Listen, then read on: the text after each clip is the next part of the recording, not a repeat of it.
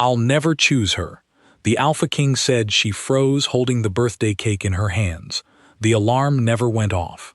Ilara had turned it off herself, at 4:47 in the morning, because she hadn't been sleeping anyway. She'd been lying on her back in the dark, staring at the ceiling of her small room in the east wing of the pack house, listening to the building breathe around her. Old pipes, distant wind, the guards' boots on the gravel outside, the sounds she had memorized in 3 years of not quite belonging. She got up before 5. She had a habit of doing that on days that mattered. Getting up early meant getting ahead of the feeling. If she moved fast enough, made the coffee, turned on the kitchen light, got flour on her hands, she could outrun it for a while. The thing she didn't want to think about. The thing she was already thinking about. Today was Caius Dravith's birthday. She knew his favorite. She had noticed, the way she noticed everything about him, sideways, quietly, filing it away in the part of herself she never talked about. He didn't like chocolate. He never touched it at packed dinners. But once, 2 winters ago, she had seen him stop at the kitchen counter and tear off the edge of a lemon cake that Mira had made, and he had stood there with his back to the room, eating that one stolen piece with the focused expression of someone who was actually, for one moment, not thinking about anything hard. She had thought about that piece of cake for 2 years. Not because it was remarkable, because the unremarkable version of him, the one not performing certainty for a room full of people who needed him to be certain, was the one she couldn't stop thinking about. Lemon cake. His back to the room. That 30 seconds. She pulled the lemons from the cold pantry and started zesting. The kitchen was hers at this hour. Everyone else slept. The pack house was a different animal before dawn. Low ceilings, yellow light, the smell of yesterday's fire in the hearth. She moved through it the way she'd learned to move through everything in this place. Like she knew she was a guest. She had been a guest here 3 years and 4 months. Not in any official sense. She had a room. Her name was on the kitchen duty rotation. She attended every pack gathering, every ceremony, every dinner, where Alpha King Caius stood at the head of the long table and said things with that low, final voice that made the room go still. She was there. She showed up. Showing up was the whole of her strategy. She knew, somewhere in the back of her mind, that it wasn't enough. But she had not yet found the words for what else to do, so she kept doing the one thing she was good at, being there, being steady, being the person who turned the lights on in the kitchen at 5 in the morning and made things beautiful for other people. The batter came together quickly. She'd made this cake before, not for him, just for herself, on a night when she needed the ritual of making something good. She knew the recipe by feel now. 4 eggs, the zest of 2 whole lemons, a slow fold at the end. She worked in silence and didn't let herself think yet. The thinking was for later. She slid the pan into the oven at 6:15 and stood there with her hands flat on the counter, eyes closed, listening to the kitchen settle around her. This was the pause she allowed herself every morning. 30 seconds. Just to feel whatever was true before she covered it up and went to be useful. What was true was this. She was going to walk into that great room today carrying this cake, and he was going to see her, and she was going to let herself hope. Just a little. Just for today. She straightened up, put the bowl in the sink. Hope, she had learned, was the most dangerous thing she carried. She had learned to bake from her aunt. Her aunt had been the kind of woman who communicated primarily through food, not in the sentimental way that phrase usually implies, all warmth and aprons, but in a very literal and practical sense. Her aunt did not like talking about feelings. She found them inefficient, but she could tell, with some accuracy, the exact emotional state of anyone in the house by what they needed to eat, and she responded accordingly. Lemon cake meant, you are sad but you are not broken. Here is something bright. Ilara had grown up understanding that lemon was the flavor of being seen without being interrogated about it. Her aunt never asked what was wrong. She just put a slice down in front of you and went back to whatever she was doing. Ilara had been 7 the first time she helped make it, 8 and 9 and 10. She had learned the weight of it in her hands, the particular resistance of properly incorporated batter, how it changed when you overmixed, and how it changed when you undermixed. She learned that patience was the whole of it. You couldn't rush the fold at the end. She had made it in every kitchen she'd lived in since. 5 of them, counting this one.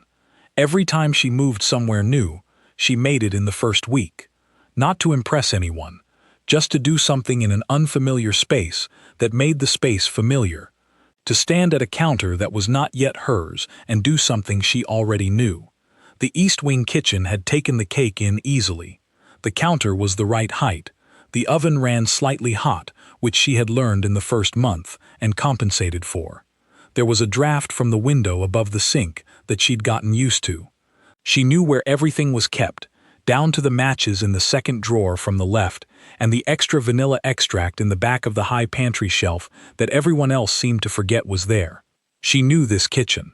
She had made it hers in the slow, invisible way she made most things hers. Without announcement, without permission, just by showing up enough times that the space learned the shape of her. She finished the frosting and set the spatula down, and looked at what she had made. The crack of early light from the east-facing window was just reaching the counter. The cake sat in it like something that had been waiting. She pressed the 14th candle in, the one she'd left for last, on purpose, for some reason she didn't examine, and stepped back. It was very good. She knew it was very good. She picked it up and walked toward the door. By 7, the kitchen was no longer hers. Finn came in first, because Finn always came in first, and he went straight for the coffee the way he went straight for everything, without apology, elbows wide, loudly. He was 19 and built like a question mark, all lanky angles and too much energy for the hour. "You baked," he said, eyeing the round pan cooling on the rack. "Observant of you. It smells like something. Good, something."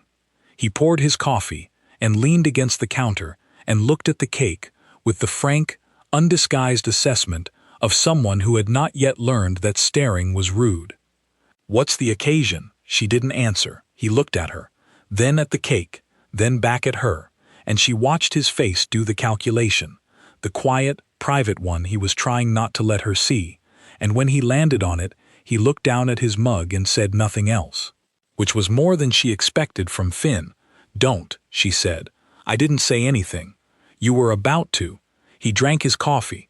She started on the frosting, a lemon buttercream, pale yellow, the color of early morning. She worked with her back to him so she didn't have to watch him be careful with her. People being careful with her was worse than people not noticing at all. The house filled up in pieces after that. She heard the heavy tread of the senior betas coming down the main staircase, heard Mira's voice from somewhere near the laundry room, too sharp and too awake for 7 in the morning. Heard, eventually, the specific quality of stillness that moved through the building whenever Caius was nearby, the way the air in a room changed 2 minutes before he entered it, the way people straightened without knowing they were straightening. She felt it from the kitchen. She always felt it. She spread the frosting carefully, moving the offset spatula in long, even strokes, concentrating on making the surface clean. 14 candles. She had counted them out from the drawer, laying them in a row on the counter. Not because the number meant anything particular, because the ritual of counting them meant she was doing something with her hands, and doing something with her hands meant she wasn't doing something with her face. She pressed the candles in, stood back. The cake was good. She knew it was good. She had put something real into it. Not sentiment, she told herself, just craft, just the ordinary satisfaction of making something properly. But she knew the difference between craft and the other thing, and this was the other thing, and she was going to carry it down the hall anyway. Finn had gone somewhere in the last hour. The kitchen was quiet again, just her and the yellow cake and the 14 unlit candles. She picked it up, balanced the plate, started walking. She had an hour before the gathering was scheduled. She spent part of it sitting on the low wall in the courtyard, which was not a thing she regularly did, but which the morning called for. It was cold in a gentle way, the kind of cold that doesn't threaten you, just reminds you of itself. She sat with her coat pulled over her shoulders and her hands around a second cup of coffee, and watched the light change over the roof of the south wing. The pack house was, objectively, a beautiful building. She had noticed that in pieces over 3 years, the way you notice beauty in things you live inside of, sideways, gradually, catching it when you weren't looking for it. The stone was old and dark, and the windows were deep set, and in summer, the ivy got to places no one could stop it and made the whole east face look like something from a book. In November, the ivy was stripped back, and the stone was bare, and the building looked like what it actually was, a thing that had stood here for a long time and intended to keep standing. She thought about that. Intention. The building had no intention. It stood because it was built solidly and maintained with care, and because no catastrophe had yet been sufficient to knock it down. That was what permanence actually was, probably. Not intention, just survival, accumulated. She had been surviving for 3 years. She had been surviving for longer than 3 years, if she was honest. She had been surviving for most of her life, in the specific way of people who learned early that belonging was not guaranteed, that spaces did not automatically open for you, that you had to make yourself useful enough to justify the room you took up. She had been very good at this. She had refined it, showing up early, making things, noticing what needed noticing, moving things to better soil. She had never, until this morning sitting on the courtyard wall with coffee going cold in her hands, thought to ask whether surviving was a ceiling or a floor. The sound from the great room drifted out, voices assembling, the birthday gathering taking shape. She could hear Mira organizing something, her voice sharp and efficient, the particular tone she used when she was enjoying herself while appearing not to. Alara finished her coffee, went back inside, picked up the cake, started walking. The great room was at the end of the East Wing's main corridor.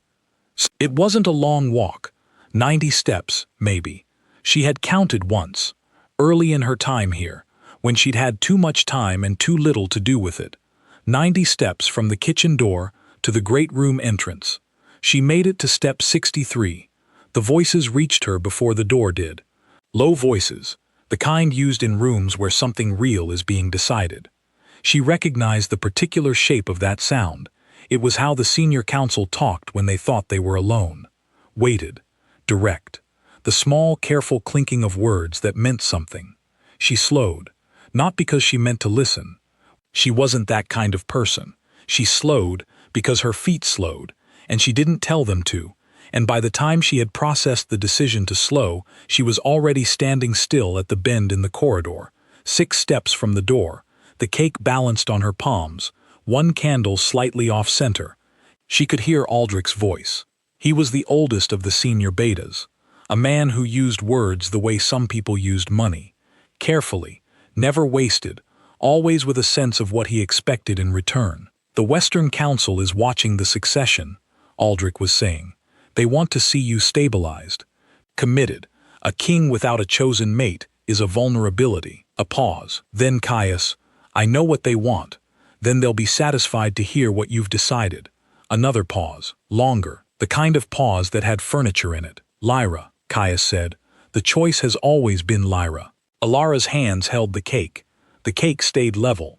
And the other matter, Aldrich's voice dropped just slightly, a fraction, the way old men's voices do when they're about to say something they've already rehearsed. There are those in the pack who have noticed certain patterns. The girl from the East Wing, Alara Voss. The pause this time had a different texture. I see her, said Caius. The council sees her too. I want to be certain there's no ambiguity about your position, my king. For the record, for the peace of the Western succession. 1 beat, 2. I'll never choose her, the Alpha King said. The words arrived clean. No echo, no drama, just 4 words laid flat on the air. The way you might say a practical thing about weather, about logistics, about the particular shape of a decision that was made long ago and required no grief. Alara stood in the corridor. The cake was still warm. She became aware, in the specific way that shock delivers information in the wrong order, of a number of things that had nothing to do with what she'd just heard. The grout between the stone tiles was the color of old paper. One of the candles, the off-center one, was tilted at an angle that was going to bother her. The frosting on the south edge of the cake had developed a small ridge where the spatula had lifted. She looked at that ridge. 14 candles, pale yellow frosting, the smell of lemons still on her hands from 6 in the morning. She had turned the alarm off at 4:47. She had not been sleeping anyway. Here is something no one tells you about the worst moments. They are very quiet. There is no sound that happens inside you. No crack, no crash. Nothing that would let an outside person know that the floor of something has just given way. You stand in a corridor with a birthday cake, and the world keeps being the exact same world it was 4 seconds ago.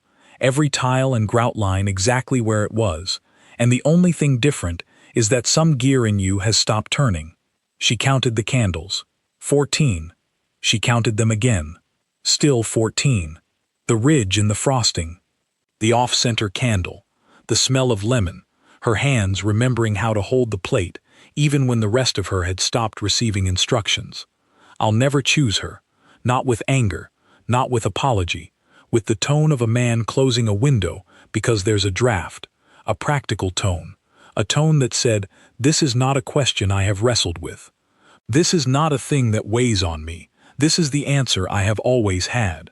She had carried a warm cake down 90 steps, 63 of them, and she had believed, with the quiet, hidden, embarrassing certainty of someone who has been accumulating evidence for 3 years, that today was going to be the day something shifted. She didn't know what she'd expected. Not a declaration, not some scene, just a seeing. The way he'd seen the lemon cake in the kitchen that one winter. That focused look. Her, instead of the cake. She had believed it the way you believe in things you can't afford to say out loud. And standing here, 3 years of it sat in her chest like a stone, with a very specific weight. Not heavy in the way that breaks things. Heavy in the way that makes you understand, very precisely, what you have been carrying. She stood there long enough for the cake to go from warm to room temperature. Then she turned around. She walked back the way she had come. The cake went with her.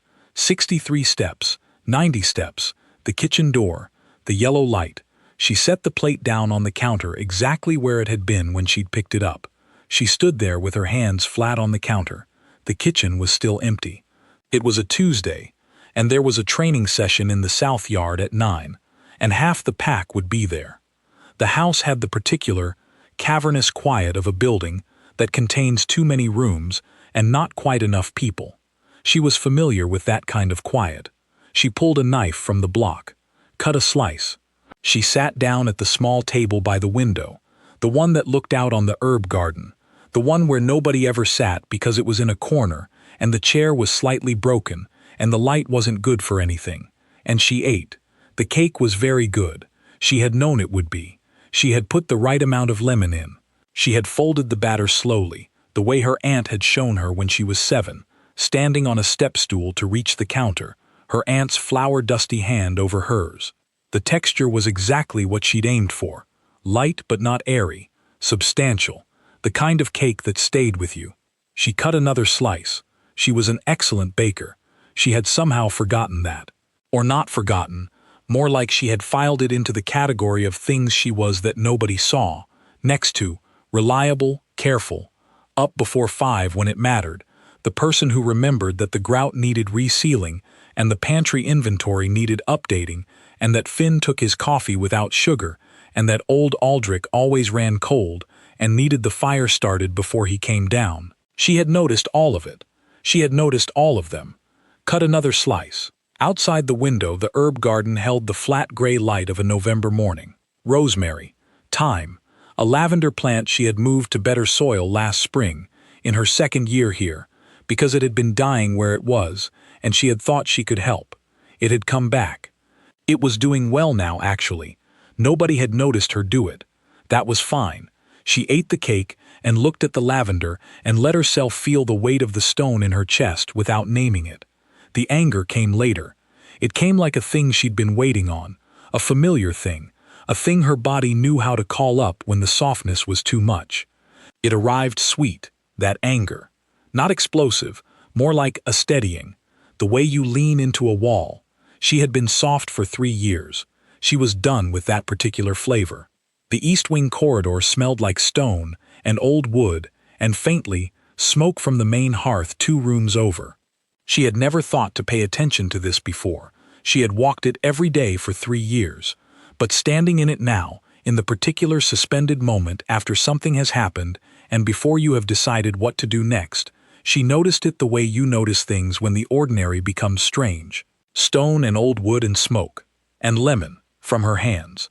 She had read once, or heard it from someone she couldn't remember, that smell was the sense most connected to memory. That it arrived in the brain differently from sight or sound, traveling by a more direct route, landing somewhere older and less verbal. She had always thought this was true. She had always been able to place herself in moments by their smell before anything else. Her aunt's kitchen, vanilla and sugar, and the specific sharpness of lemon zest. The house where she grew up, wool carpet, and something mineral from the heating vents. The first morning in this pack house, which had smelled like stone and unfamiliarity, and she had stood in the entry hall and breathed it in and told herself, "This is where you live now." She stood in the corridor now and breathed it in, and it was still the same smell. Stone and wood and smoke. Nothing had changed in the corridor. The tiles were the same. The sconces were the same, two of them slightly dimmer than the rest, which she had noticed and reported to Finn's maintenance rotation, and nothing had been done about yet. She was standing in a place she had memorized. She had heard something that could not be unheard. The world was entirely the same and she was entirely different, and the distance between those two facts was the thing she was standing in. She turned around, walked back. Caius noticed her absence the way he always noticed things about her, sideways, and too late. The pack gathering at midday had the particular texture of celebration. Voices louder than usual, the long table decorated with winter branches someone had cut from the pines, a general air of loose formality. It was his birthday, and his people wanted to mark it, and he had let them, wearing the particular expression he wore at things like this, present, but watching, warm, but at a specific distance. The expression of a man who understands that his enjoyment of something is less important than the fact of his attendance. He ate what was set in front of him, accepted the glass that Aldrich pressed into his hand, said the things, and somewhere in the third hour of it, between the toasts and the winter light going flat through the high windows, he found himself tracking a gap in the room, a gap that had the shape of a person. The east wall, near the fireplace, where he had noticed, in the specific, catalogued way he had noticed her over 3 years, that she liked to stand. Not hiding, just not in the center. She wasn't there. He scanned the room. Not obviously, not in any way that would be read. She wasn't anywhere. He set his glass down with a careful precision that Aldrich, who knew him well, probably read correctly. Then he said something brief to the man beside him, and moved, and people made way for him without being asked, because that was how rooms worked when you were the Alpha King.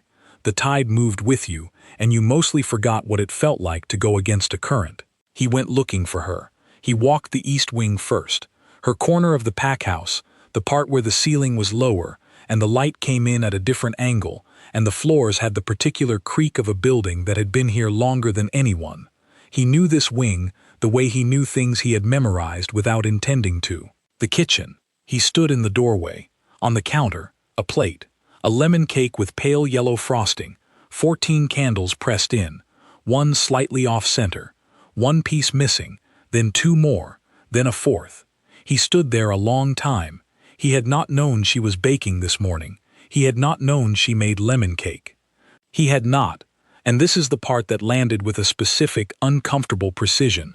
He had not, until this moment, understood what the gap in the room shaped like her actually meant. 3 years of cataloging her without letting himself look directly at what he was cataloging. He recognized the frosting color, the particular pale yellow. He recognized the care of it.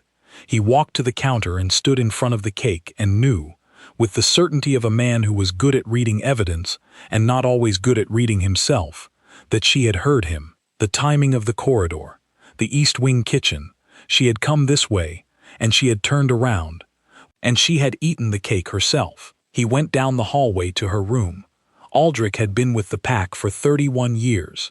He knew the house and its rhythms and its people with the particular depth of someone who has watched 3 generations of authority pass through and understood that kings change but packs endure.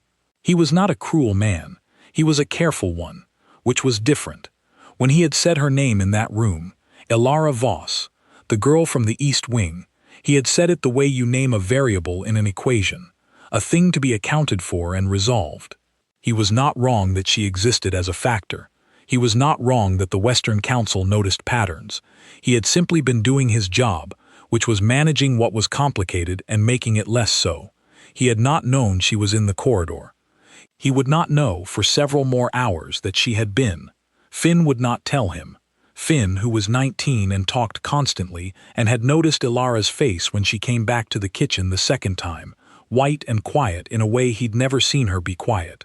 Finn would carry that in his chest like a stone, and not say a word about it to anyone, which was the first genuinely adult thing he had ever done.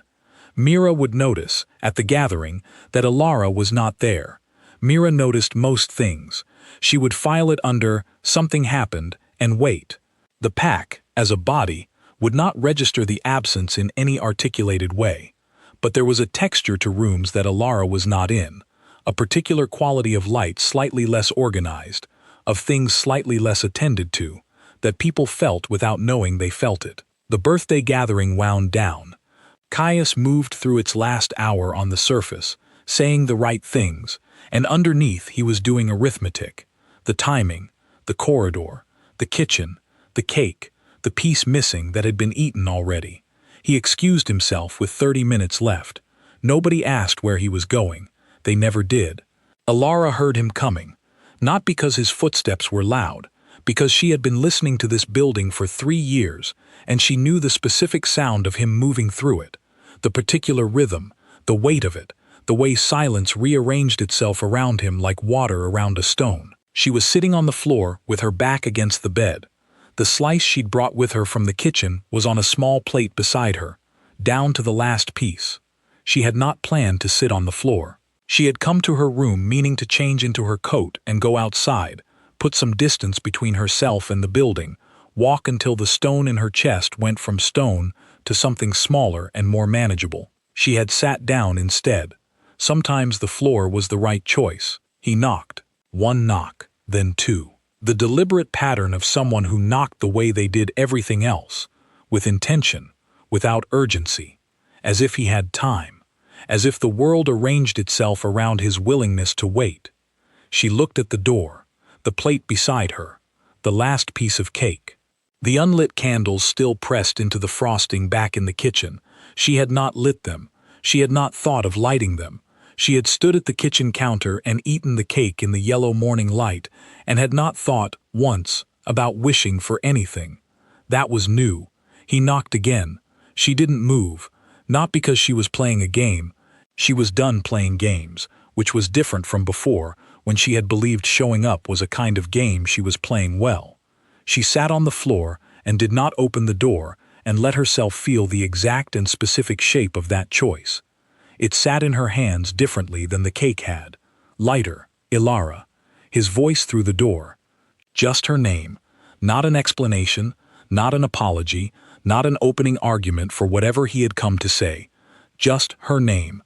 The way he'd said it the first time he'd ever said it to her, when she'd arrived here and stood in the main hall with her bag, and the particular stillness of someone trying very hard to take up the correct amount of space. Her name, like it had a specific weight in his mouth, like he had been thinking about the weight of it. She closed her eyes. The plate beside her, the last piece of pale yellow cake, the lavender in the garden, doing well now, rooted in better soil. The 14 candles she had never lit. She had wished for him, if she was being honest, for 3 years. On candles, on early mornings, on the specific, private moment just before sleep when there is nothing between you and what is true. She had wished for him to see her. And she had not known, sitting on the floor of her room in the East Wing while the Alpha King stood in the corridor saying her name, whether the door she was going to open was the one in the wall or the one she'd been keeping shut inside herself for 3 years. She only knew this. Whichever one she opened, she was not going to open it the same way she had opened things before. Not soft, not hoping quietly, not making herself small and waiting to be chosen. She pressed her back against the bed. She breathed. She had a way of thinking that was not exactly thinking, more like sitting with something until it stopped being a live thing and became something she could look at with her eyes open. She had developed this over years of necessary patience. The patience of someone who had learned that rushing toward a feeling, grabbing it, and interrogating it, did not always produce truth. Sometimes the truth arrived later, quiet, when she was looking at something else entirely. The afternoon light moved across the floor. She watched it. It crossed the dust in the corner, the October dust she had not dealt with, the small evidence of her recent and uncharacteristic neglect of self, and kept going, reaching the leg of the bookshelf, catching the spine of a book she had been meaning to reread for 2 years. The book was about tidal patterns. She had never lived near the ocean. She had bought it at a market in her 2nd year here, from a man selling old books out of boxes, because she liked the cover and because she had been having a difficult week, and the cover was blue and looked like somewhere far from where she was. She had never read past the 3rd chapter. She thought about that. The particular failure of intention. The way you bought things for the version of yourself you intended to become, the version who read books about tidal patterns, who had that kind of meditative focus, who sat with slow, complex knowledge and let it accumulate, and then the version of yourself that actually existed couldn't make it past page 40 because there was always something else. Something to do. Someone who needed a thing. A kitchen that needed attending to. She had been tending things. That was true. That was the fair accounting of her 3 years here. She had tended things. The kitchen, the garden, the rotation schedules, the small, careful tasks that kept a large household functional and that disappeared completely when done well. She had been good at it. She had wanted to be good at it.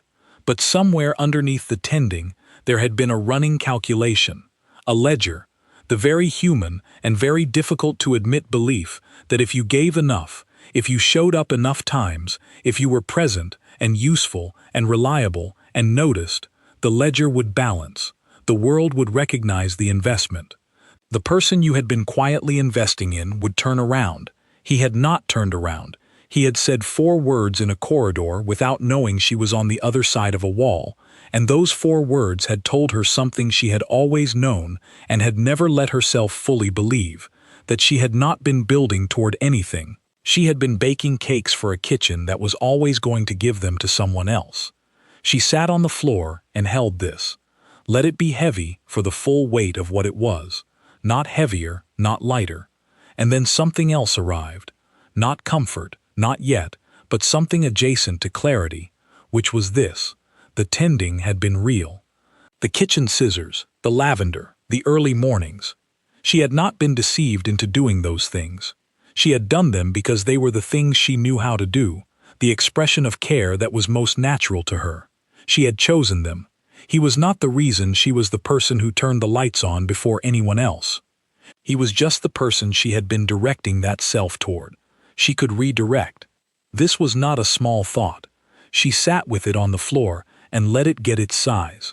The idea that the thing she was, attentive, present, the person who noticed and moved and tended and showed up, was not something she had grown around him.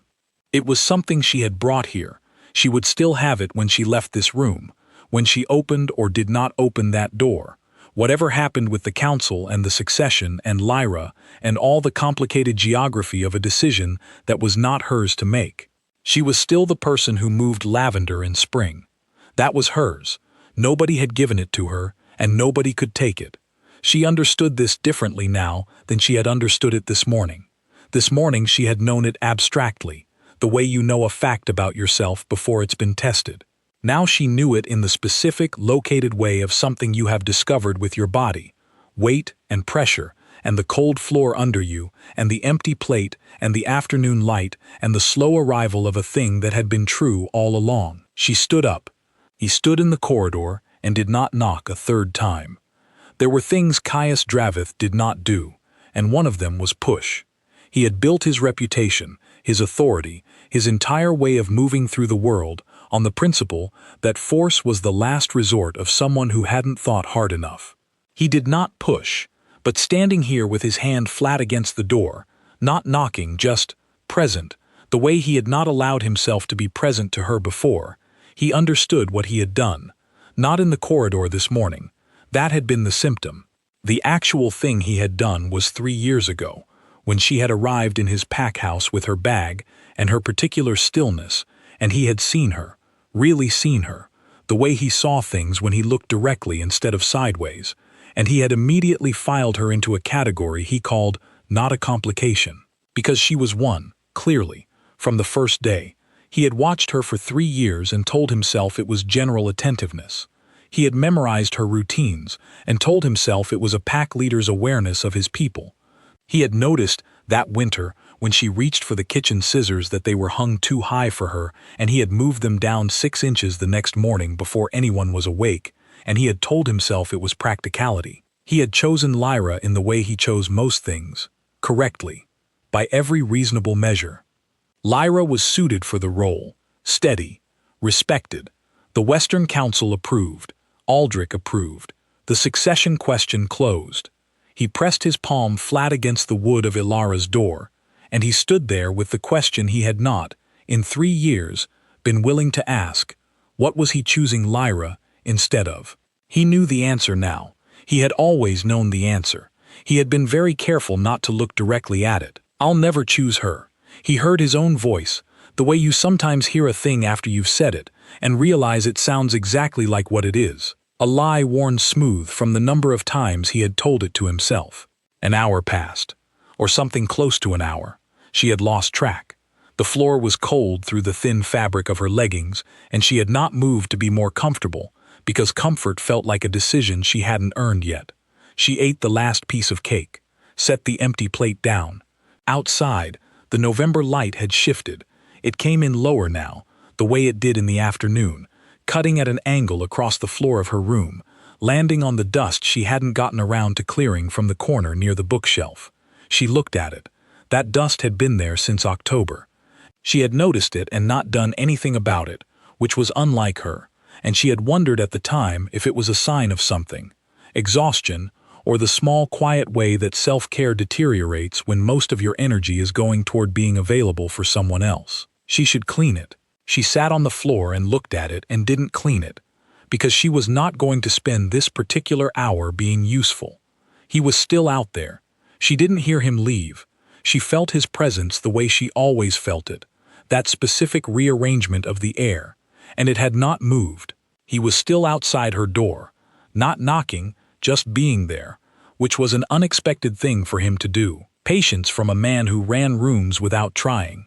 Stillness from a man the world arranged itself around. She thought about what that meant. She thought about whether it mattered what it meant. She thought about the cake, and the morning, and the alarm she had turned off at 4:47, and the 3 years of showing up in this building with her whole self, and filing herself into the category of not enough. And she thought about something Finn had said to her, months ago, on a morning that hadn't mattered, a Tuesday or a Wednesday when they were both in the kitchen early, and she had been talking about something, she couldn't even remember what, something about the pack or the house or the way things worked, and Finn had interrupted her and said, with the blunt, unpolished accuracy of 19-year-olds, "You know your problem? You give people the credit for seeing you before they've actually looked." She had told him to finish his coffee. She thought about that now. She had given credit. She had assumed the seeing. She had built 3 years on the premise that if she kept showing up, eventually the accounting would work out, that the sum of her presence, her reliability, her 5 in the morning baking and her 6-inch kitchen scissors and her lavender in better soil would add up to something readable. It had added up. It had added up to a voice on the other side of a door saying her name with a specific weight. Too late was a thing. Too late existed. She knew that.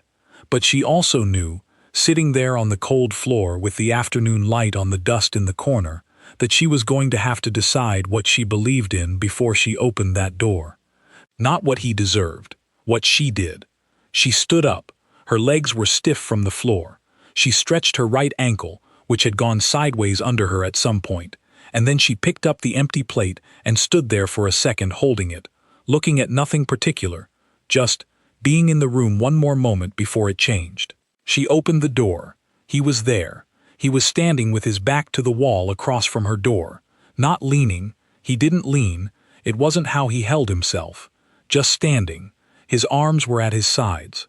His eyes found hers immediately, the way they always did, and this was the part that had always undone her, and she let it come without flinching, because she had decided she was done flinching. He looked at the empty plate in her hands. "You ate it," he said. "It was good." She kept her voice level. "I'm an excellent baker." Something moved across his face, not guilt, something older than guilt, a recognition. "You were in the corridor," he said. It was not a question. "Yes." "How much did you hear?" She looked at him steadily. The man who ran rooms without trying. The man who had said her name through a door like it had weight. She had memorized his face in the small, private way you memorize things you believe you're never going to have directly. The angle of his jaw, the set of his brow when he was thinking, the particular stillness that wasn't emptiness, that was actually the opposite of emptiness. "Enough," she said. He said nothing. "I'm not angry," she said, which was partly true. She was also angry. But anger was old territory. She knew what to do in that landscape. What she was feeling now was something more clarifying than anger, something that felt, unexpectedly, like standing in good soil, like a lavender plant that had been moved in time. "I need you to know something, though." He waited. The way he waited was not a small thing. "I have been here for 3 years," she said. "I have shown up for this pack, for you, in every way I knew how to. Quietly, without asking for anything back, and I was prepared to keep doing that. I was walking down that corridor this morning with the intention of giving you something else and asking for nothing." She shifted the plate in her hands. "I'm not doing that anymore." He looked at her with the expression she'd never seen on him before, not in 3 years, not in any of the catalogued sideways glances she had filed away. He looked at her the way he'd looked at that piece of kitchen cake 2 winters ago, focused, present, not performing anything. "I know," he said. "Then tell me why you're here." Another pause. "Not the furniture kind, the kind that costs something, because I have been choosing wrong things for the right reasons for long enough," he said. "And I heard my own voice this morning say something I have been telling myself for 3 years, and it sounded like what it was." She waited. "A habit," he said, "not a truth." She stood in the doorway of her room in the east wing of the pack house, empty cake plate in her hands, the afternoon light coming in at the wrong angle for anything practical, the dust still in the corner, the lavender doing well in the garden below, and she looked at the Alpha King in his corridor and made a decision, not for him, for herself. She didn't tell him everything. That wasn't the point. The point was not a grand speech, not a settling of accounts, not the particular scene she had once, early, in the embarrassing first year, imagined might happen, where everything was said and he understood it fully, and she felt the satisfaction of being completely known. She had given up on that particular fantasy sometime around the 14-month mark. Real knowing was slower than that. Real knowing was the kitchen scissors moved 6 inches. Real knowing was the grout color and the lavender, and the fact that she could feel him in a room without turning around. Real knowing was also, she was learning, this, being willing to say what was true without shrinking it. "Come in," she said. He came in. She put the empty plate on the shelf by the door, the small one where she kept the things that didn't have a better place, and she sat on the edge of her bed and he sat in the chair by the window, the one that looked out on the herb garden, and for a while neither of them said anything. The afternoon light came in. The garden was gray and brown and one good lavender plant. "You moved the lavender," he said. She looked at him. "Last spring," he said. "It was dying near the wall. You moved it to the south side." She said nothing. "It's doing well," he said. She understood, then, that this was his version of what she had been doing for 3 years, the cataloging, the sideways seeing, the accumulation of evidence that he had been filing somewhere and not looking directly at. They had both been very careful not to look at each other directly. She found this, unexpectedly, a little funny. Not in a way that hurt, in a way that was just true. The absurdity of 2 people spending 3 years watching each other from the corner of their eye, storing things up, moving kitchen scissors and lavender plants for each other in the early morning when nobody was watching. "This doesn't fix what I said," he told her. He was looking at her directly now, the focused look, hers. "I said it, and you heard it, and I can't unsay it. No, and the council question hasn't changed. The succession hasn't changed. I know, I'm not telling you those things are simple. Good, she said, because they're not. He leaned forward, forearms on knees, the posture of a man not performing authority for a room, just being in a chair across from a woman who was not going to make it easy for him, and knowing it, and being there anyway. What do you need? He asked. The question sat in the room. She looked at it. No one had asked her that. In 3 years of this pack house, of early mornings and kitchen rotations and careful, quiet showing up, no one had asked her that. She had trained them not to, she thought, by always having the answer, by being the person who needed nothing because she was too busy being available for everything else. She thought about it honestly. Time, she said. I need to not be someone's quiet choice. If I am anyone's choice, it needs to not be quiet. He nodded. He didn't say anything else. He didn't make a promise she'd have to watch him keep or break. He just nodded, slowly, with the expression of a man who understood what a thing cost, and was not pretending it didn't. Outside, the garden held the last of the afternoon light, the lavender in its good soil, the rosemary, the thyme. She had moved it and it had lived. That was not nothing. She went back to the kitchen that evening. The cake was still on the counter, 2/3 gone, her 4 slices, and the one Finn had inevitably found and eaten at some point during the afternoon. The remaining third sat patient and pale yellow under the kitchen light. She found the box of matches in the drawer. She lit all 14 candles. Not for him. She had stopped doing things for him, as of today, without doing them also for herself. She stood in the kitchen in the yellow light, with the small fires burning on the cake, and she looked at them for a while. The pack house was quiet around her. The fire in the main hearth, somewhere distant, the guard's boots on the gravel. She did not make a wish. She was done with wishing. Wishing was the soft thing, the private thing, the thing you did when you couldn't afford to say what was true. She had been wishing for 3 years. She had stood at kitchen counters and early mornings and the specific moment before sleep, and she had wished for a man to see her, which was, when she looked at it plainly, a wish for something to happen to her, not something she did, something that happened. She blew out the candles, all 14, not with a wish, with a breath.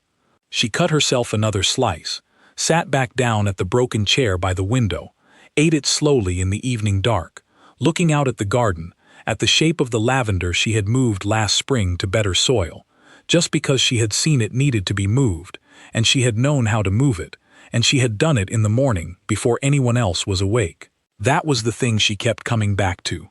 She had known what it needed. She had moved it without asking permission, and it had taken root and come back, and it was doing well now, actually. Better than before. Nobody had noticed her do it, and that had been fine, and it was still fine, but she had decided that fine was not the ceiling. She was an excellent baker. She was someone who moved lavender in the spring. She was the person who turned the lights on before anyone else arrived. And she was sitting in the East Wing kitchen of the Alpha King's pack house eating birthday cake she had made for someone else, in the specific peace of a woman who had stopped waiting to be chosen and was beginning, slowly, carefully, in the way that lavender takes root, to choose herself. The candles sat cold in the pale yellow frosting. 14 of them, all blown out, not with a wish, with a breath that was hers. She washed the cake plate.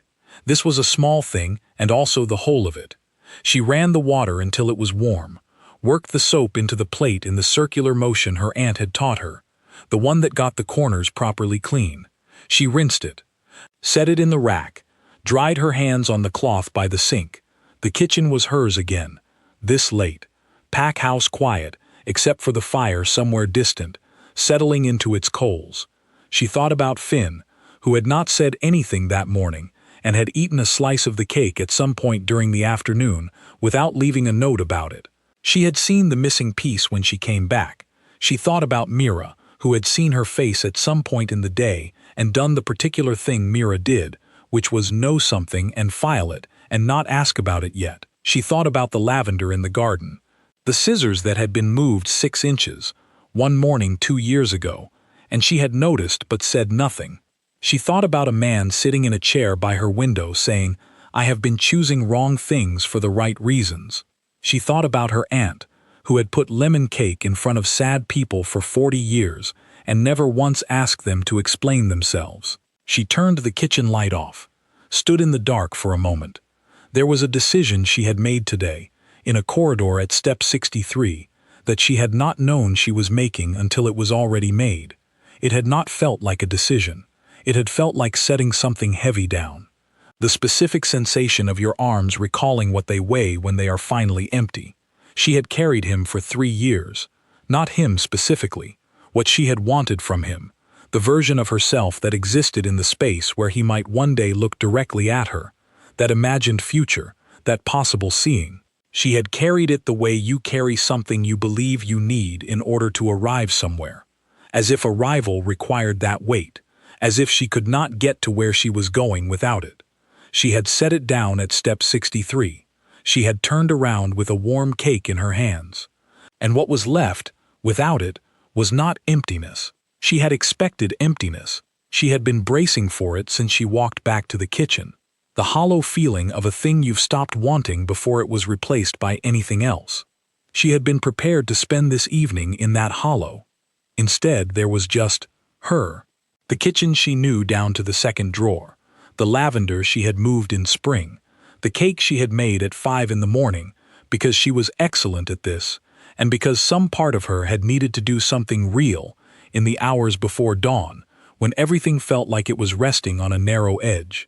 What was left was her in the dark kitchen, hands dry, plate clean, cake mostly gone. A man down the hall who had said her name through a door like it cost him something. A conversation that had not been a resolution and had not been a promise and had been, somehow, more honest than either of those things. Tomorrow there would be more to navigate. The council, the succession, the 100 complicated layered things that did not resolve because of one honest afternoon in a broken chair by a window. She was not foolish enough to think today had untangled any of that. She was not building new fantasies on the foundation of the old ones. She had learned, the hard way, what fantasies cost her, what they asked her to carry. But something was different. She knew what she was worth, not because he had told her, because she had told herself, standing in a corridor at step 63, turning back toward the kitchen, because she had eaten the cake herself, all 4 pieces of it slowly, in the yellow morning light, and the eating had felt, for the first time in 3 years, like something that belonged to her. Because she had opened a door not to make room for someone else but to say a true thing, and the saying of it had felt like standing on ground that held. She turned the light back on one more time, looked at the cake, what remained of it, the last generous third, 14 cold candles pressed into pale yellow frosting. She cut a final slice, stood at the counter and ate it in the kitchen that had been hers since 5 in the morning. In the building she had moved into 3 years ago with a bag and the particular stillness of someone trying to take up exactly the right amount of space, no more, no less. She had gotten very good at exactly the right amount of space. She thought she might be done with that. She finished the slice, rinsed the fork. The kitchen was clean. The plate was in the rack. The extra vanilla extract was in the back of the high pantry shelf where it always was. Tomorrow there would be early morning and coffee and the particular sounds of a pack house coming alive, and she would be in it, and she would be the same person who moved the lavender and filed the maintenance report about the dimmer sconces and knew which drawer the matches were in. She was going to keep being that person. She was just going to stop apologizing for the space it required. She went to bed. Outside, the lavender did not know about any of this. It was doing what it did, rooted in its better soil, growing toward whatever light reached it in the direction it had been moved. It had not needed to wish for better ground. It had simply been moved there, in the early morning, by someone who saw what it needed. That was enough. That had always been enough. Alara Voss turned off the kitchen light and walked down the east wing corridor, all 90 steps of it, without counting, and understood, in the quiet way she had always understood things that mattered, that she was the person who saw what needed moving, and moved it.